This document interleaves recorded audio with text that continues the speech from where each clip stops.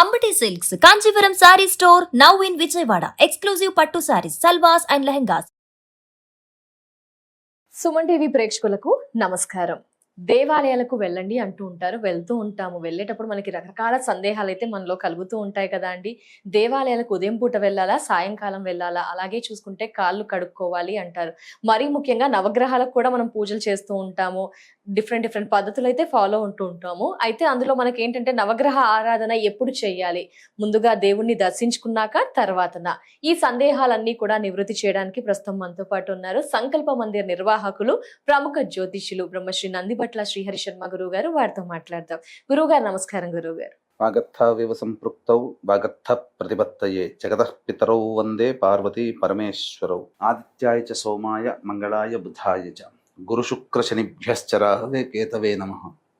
శృంగేరి జగద్గురు పీఠాధిపతులకి, కంచి పీఠాధిపతులకి నమస్కారములు తెలియచేసుకుంటూ కార్యక్రమాన్ని ప్రారంభిద్దాం. గురుగారు చాలా ధర్మ సందేహాలు. గురుగారు, దేవాలయాలకు వెళ్ళండి అంటుంటారు, వెళ్తూ ఉంటాం. బట్ మనసులో అయితే చాలా రకరకాల సందేహాలు, ఒక్కొక్కరి విషయంలో ఒక్కొక్కలాగా. అసలు దేవుని దర్శనం ఏ విధంగా చేసుకోవాలి, కాళ్ళు కడుక్కునే విధానం, అండ్ చూసుకుంటే గనక నవగ్రహాలకు కూడా అందరూ ప్రే చేస్తూ ఉంటారు. ఎలాంటి టైంలో ప్రే చేయాలి, అందరూ చేయవచ్చా, ఆఫ్టరా, బిఫోరా, ఏంటి గురుగారు క్లారిటీ ఇవ్వరా? ప్రధానంగా ప్రతి వ్యక్తి కూడాను తమ కులదైవము, ఇష్టదైవము, ఏదో ఒక దేవాలయం, ఇతర మతాల వాళ్ళు కూడా వెళ్తుంటుంటారు. అయితే మనకు సంబంధించినటువంటి విధానం ప్రకారం చూసుకున్నట్లయితే ప్రధానంగా దేవాలయాల్లో విష్ణు సంబంధముగా, శివ సంబంధముగా, అమ్మవారి సంబంధముగా దేవాలయాలు ఉంటాయి. కాబట్టి విష్ణు సంబంధమైనటువంటి దేవాలయానికి వెళ్ళినప్పుడు ఉదయం పూట దర్శనం చేసుకోమని శాస్త్రం. సాయంత్రం కూడా చేసుకోవచ్చు, విశేషము ఉదయం పూట చేసుకోవాలి విష్ణు ఆలయాలు. ఎందుకంటే స్వామివారికి అర్చన అభిషేకాలు అయిన తర్వాత విష్ణు సంబంధం అంటే లక్ష్మీ నరసింహస్వామి, కృష్ణుడు, అలాగే వెంకటేశ్వర స్వామి, నారాయణుడు, ఇలా ఈ దేవాలయాలన్నీ కూడా అలంకరణ అప్పుడే చేస్తారు. విష్ణు అలంకార ప్రియ. మళ్ళీ సాయంకాలం అంటూ అలంకరణ ఏమీ ఉండదు. కానీ అమ్మవారి దేవాలయాన్ని దర్శించుకోవాలన్నా, ఈశ్వరుని దర్శించుకోవాలన్నా విశేషం మాత్రం ప్రదోషకాల సమయం అని చెప్పబడి ఉంది. ఉదయం పూట కూడా దర్శించుకోవచ్చు, అభిషేకం అన్ని చేసుకోవచ్చు. ఎందుకు అనంటే, కారణం ఎందుకు అనంటే కైలాస మానస సరోవరము నుంచి, కైలాస పర్వతము నుంచి ప్రదోషకాల సమయంలో నందివాహనుడై పార్వతీ సమేతముగా పరమేశ్వరుడు ఈ భూలోకానికి వచ్చి శ్రీశైలంలో అడుగిడి మళ్ళీ కళ్యాణోత్సవం జరిగిన తర్వాత తిరిగి కైలాసానికి వెళ్ళిపోతాడు అని మనకు శాస్త్రంలో చెప్పబడి ఉంది. కాబట్టి ఈ ప్రదోషకాల సమయంలో ఈ భూమి మీద దంపతి సమేతముగా తిరుగుతారు. కాబట్టి ఆ సమయంలో పరమేశ్వరుని దర్శనం చేసుకొని మనం ఏ కోరిక కోరుకొని అర్చన చేసినా, అభిషేకం చేసినా ప్రదోషకాలంలో అది సత్యమై జరిగి తీరుతుంది. అందుకనే ప్రదోషకాల సమయంలో నిద్రపోకూడదు, భోజనం చేయకూడదు, దాంపత్యం పనికిరాదు, ఇంటి గుమ్మం దగ్గర అలా కూర్చోకూడదు అని చెప్పి శాస్త్రం. ఇక అమ్మవారి విషయంకి వచ్చేసేసరికి, మీరు ఇంటి దగ్గర మీకు అమ్మవారి దేవాలయం ఏదైనా ఉంది కదా, మీరు ఒక ప్రాక్టికల్గానైనా ఏం చేస్తారంటే రేపు అమ్మవారి దేవాలయానికి వెళ్ళండి. ఉదయం 9ంటికో 8ంటికో వెళ్ళి అమ్మవారిని చూడండి. అమ్మవారి అలంకరణ అంతా అవుతుంది. అమ్మవారి ఫేస్ ని ఒక 2 minutes బాగా అబ్జర్వ్ చేసి అమ్మవారి ఎలా ఉంది ఆ వర్ణన అంతా కూడా మైండ్ లో ఒక పిక్ పెట్టేసేసుకోండి. మళ్ళీ సాయంత్రం డ్యూటీ వెళ్ళిన తర్వాత మళ్ళీ ఇంట్లో కాళ్ళు చేతులు కడుక్కొని మళ్ళీ అమ్మవారి దేవాలయానికి వెళ్ళండి. పొద్దున పూట చాలా గంభీరము వదనముతో అమ్మవారు మందస్మితముతో కనబడుతుంది, సీరియస్ గా. కానీ ప్రదోషకాలం సమయానికి, సాయంకాల సమయానికి వెళితే నవ్వుతూ, రామ్మ నీకేం కావాలి, నీకేమన్నా కావాలా, ఇబ్బంది అయిందా అన్ని తెలుసుకొని మరి మన యొక్క సమస్యల్ని నివారిస్తుంది అన్నట్టుగా ఆ అమ్మవారి విధానం ఉంటుంది. ఖచ్చితంగా అప్పటి వరకు గంభీరంగా, ఉదయం పూట గంభీరంగా ఉన్న అమ్మవారి మొహం సాయంకాలానికి చాలా నవ్వుతూ కనిపిస్తుంది.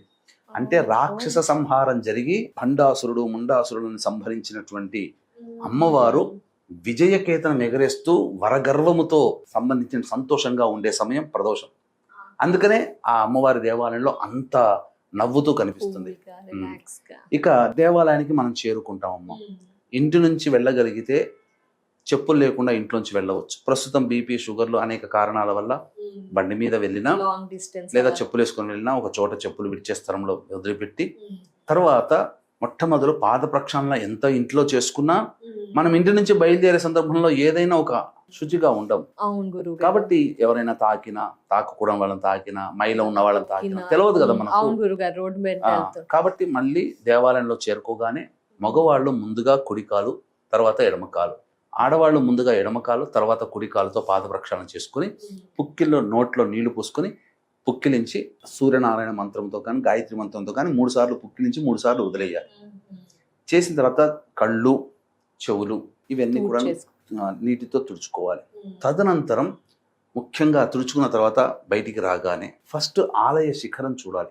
గోపురం ఉంటుంది కదా, గోపురం తర్వాత ప్రధాన దేవాలయ శిఖరం ఉంటుంది కదా, దేవాలయం గారు, ఆ శిఖరాన్ని చూసి నమస్కారం చేసుకోవాలి. ధ్వజస్తంభాన్ని చూసి నమస్కారం చేసుకోవాలి. తరువాత మూల విరాట్ను దర్శనం చేసుకునే ముందు పరివార దేవతని ముందుగా దర్శనం చేసుకోవాలి. విష్ణువు అయితే గరుత్మంతుడు, ఆళ్వార్లు, భూదేవి, గోదాదేవి, లక్ష్మీదేవి, తర్వాత స్వామి వారిని దర్శనం చేసుకోవాలి. వీటి తర్వాతే అలా మూల విరాట్టుని. తర్వాత శివ సంబంధమైన దేవాలయానికి వెళ్ళినప్పుడు గణపతి, నంది, కుమారస్వామి, అమ్మవారి దర్శనం చేసుకొని స్వామి వారిని దర్శనం చేసుకోవాలి. ఈ విధంగా చేయాలి. తర్వాత చాలా మంది దర్శనం శివాలయంలో ఖచ్చితంగా నవగ్రహాలు ఉంటాయి కాబట్టి నవగ్రహాలు ప్రదక్షిణ చేసుకొని వెళ్ళవచ్చు. దీనికి నియమం ముందుగా నవగ్రహాలు చేసుకోవాలి. నవగ్రహాలు చేసుకొని తర్వాత మూల విరాటం చేసుకోవచ్చు, తప్పేమీ లేదు. ఇటు అటైనా పర్వాలేదు. కానీ విశేషముగా ఆ నవగ్రహాల దగ్గర శని దోష నివారణకి సంబంధించినటువంటి అభిషేకాలు, దానములు ఏవైనా చేస్తారు కదా, ఏ గ్రహానికైనా కానీ విశేషంగా గ్రహ దోషం కోసం ఆ గ్రహానికి నవగ్రహాల్లో ఇప్పుడు గురుడు బాగలేదు, గురుగ్రహానికి పూజలు చేస్తాం. శని గ్రహం బాగాలేదు, తదనంతరం కాళ్ళు కడుక్కొని ఇంటికి వెళ్ళాలి. అంటే మొదటగా ఈ దర్శనం, దేవుళ్ళ దర్శనం అయ్యాక నవగ్రహాలకు వెళ్ళాలంటారు గురువు. దేవుళ్ళ దర్శనం అయిన తర్వాత నవగ్రహాలకు ఏది పూజ సంబంధంగా శని దోషము, గ్రహ దోషం సంబంధంగా నవగ్రహాల దగ్గర చేసినప్పుడు అప్పుడు కాళ్ళు కడుక్కోమన్నది. ఆల్రెడీ ప్రవేశం చేసినప్పుడు కాళ్ళు కడుక్కుంటారు కదా, నవగ్రహాల చుట్టూ తిరిగినా మళ్ళీ కాళ్ళు కడుక్కోవాల్సిన పని లేదు. అది నవగ్రహాల చుట్టూ తిరిగి పరివార దేవతల్ని తిరిగి మూల విరాట్టుని దర్శనం చేసుకోవాలి. ఏదైనా పూజా సంబంధముగా ఉన్నప్పుడు గ్రహాల దగ్గరకు వచ్చినప్పుడు అక్కడ అభిషేకాదులు, దోష నివారణ పూజలు, దానాలు ఇస్తారు. ఆ విధంగా అవి చెయ్యాలి. ఇక సంబంధించి మృత్యుంజయ దోషము, బాలారిష్ట దోషము సంబంధించినటువంటి దేవాలయంలో చేస్తారు, గ్రహాల దగ్గర చేస్తారు. చేసినప్పుడు అప్పుడు ఆ హోమాది కార్యక్రమం చేసిన మృత్యుంజయ దోష నివారణకి అప్పుడు మళ్ళీ కాళ్ళు కడుక్కోవాలి. ఇక సాయంకాలం సమయంలో రావి చెట్టు దగ్గర మొదలుని ముట్టుకోకూడదు. ఆడవారైనా మగవారైనా ఈ విధంగా గనక దేవాలయం సంబంధించిన నియమాలు పాటిస్తూ అక్కడ దేవాలయంలో కొద్దిసేపు ప్రశాంతంగా ఉండి మన సంకల్పం ఆ స్వామికి విన్నవించుకోవాలమ్మా. ఎంతసేపటికి దేవాలయానికి వెళ్ళినప్పుడు ఏదో మనకు ఇవ్వాలి కాబట్టి అని చెప్పి అలా మనం కమాండ్ చేస్తున్నాం. ఎందుకంటే ఎంతటి గొప్పవాడైనా ఆ స్వామి ముందర చిన్నవాడే. వినమ్రత ఉండాలి అక్కడ. అహంకారం పనికిరాదు. నేను డబ్బున్న వాడిని, నేను పదవిలో ఉన్నవాడిని అనేటువంటివి చూపించకూడదు. అసలు అలాంటి వాడికి భగవంతుడు అనుగ్రహమే ఉండదు. చాలా మంది దేవాలయాలకు పోయిన తర్వాత దైవనామస్మరణ చేసుకోవాల్సింది లైన్లో నిలబడ్డా చాలా మంది కొట్లాటలు తిట్టుకుంటుంటారు, చిన్నదాన్ని కూడా భరించలేరు. అరే మనం దేవాలయానికి వచ్చింది అన్ని వదిలేసుకొని ఆ పరమాత్మునికి సంబంధించి ఫోటోస్ కూడా ఎక్కువగా తీస్తున్నారు. కాన్సంట్రేషన్ మొత్తం దేవుడి మీద కంటే ఫోటోస్, వీడియోస్. అంతేకాకుండా చాలా ఫోటోస్, వీడియోస్ అనే కాదమ్మా, చాలా చోట్ల డిస్టర్బ్ అవుతున్నారు. డిస్టర్బ్ అయ్యే సంఘటనలు ఉంటాయి. కాబట్టి ఎవరికి వాళ్ళు క్రమశిక్షణని పాటిస్తూ ఆ లైన్ లో నిల్చున్న ఆ స్వామి దర్శనం అయ్యేంత వరకు ఆ స్వామి నామాన్ని జపం చేసుకుంటూ ఉండండి. ఇంతకన్నా భాగ్యం అంటే మామూలుగా మన ఇంట్లో ఉంటే చేసుకుంటామో, మనం సంకల్పంతో చేసుకుంటాం. కానీ అసంకల్పంగా దేవాలయంలో అడిగెట్టిన తర్వాత ఆ దేవుడికి దాసులమే తప్ప మన కోరికలు నెరవేర్చే దాసుడు కాదు దేవుడు, మనము దాసులం. కాబట్టి ఆ నామస్మరణ చేసుకుంటూ, అమ్మవారి నామస్మరణ చేసుకుంటూ ఉంటుంటే ఎంత ప్రశాంతత ఉంటుంది. ఆ పరమేశ్వరుడు, అమ్మవారు, ఆ నారాయణుడు మనలో ఉన్న భక్తిని చూసి చాలా మంది సందర్భాల్లో చూసుకుంటేనమ్మా ఇది నిజ నిరూపణ అయింది. చాంతడంత లైన్ ఉంటుంది. ఎంతో భక్తి తత్పరులైనటువంటి వాళ్ళకి ఎవరో ఒకరు మనిషి వచ్చి రండి దర్శనం చేసుకుందాం రండి అని చెప్పి అలా అలా దగ్గర ద్వారం గుండా దర్శనం చేయించి పంపించేస్తారు.